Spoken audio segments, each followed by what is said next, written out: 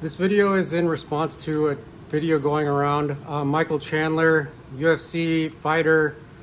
Absolutely love the guy. I watched every single UFC fight when he knocked out Tony Ferguson with the kick to the face. Absolutely incredible. I wanted to meet him at the last UFC event they had in Vegas. I absolutely love the guy. I respect everything he does. If you ever watch this, I love you. I love what you do. There's just a couple things that I want to address. As an adoptee, I am an infant adoptee, adopted by white parents.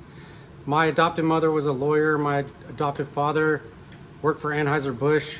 And there's a couple things that you've been speaking on that my parents said the exact same things along the same lines. That is incredibly kind of disturbing to me as an adoptee that is not white. The first thing in the video, you say you're not raising black children. This is incredibly offensive to your black children that are obviously black. And I'm saying this out of respect for adoptees and for your family. But I know you mean well. I know that nobody wants to be told how to parent. Adopting a child that is biologically not yours is 100% different than raising your own children.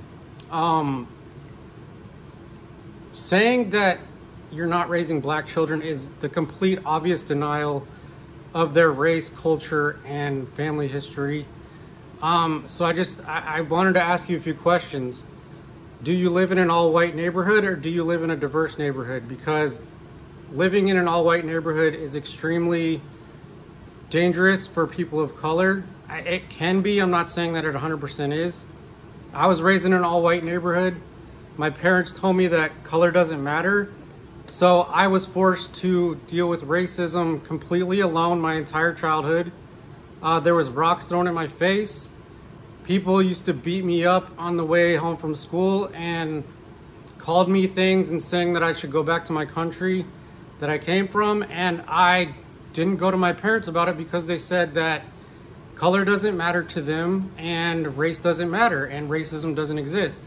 To them it doesn't. To people of color that experience racism, it does. So I just want to ask you a few questions if you've ever thought about these things. Would you be able to talk to them about their biological family? Do you have open discussions with them? Because it is in the best interest of the child's mental health to be able to talk about their biological father or biological mother, and that maternal separation can be devastating for their self-esteem and mental health. You know, that could last a lifetime. Do you know that maternal separation could cause lifelong grief and feelings of abandonment or rejection? And I'm not saying these things to be disrespectful. I genuinely want to help the well-being of these adopted children.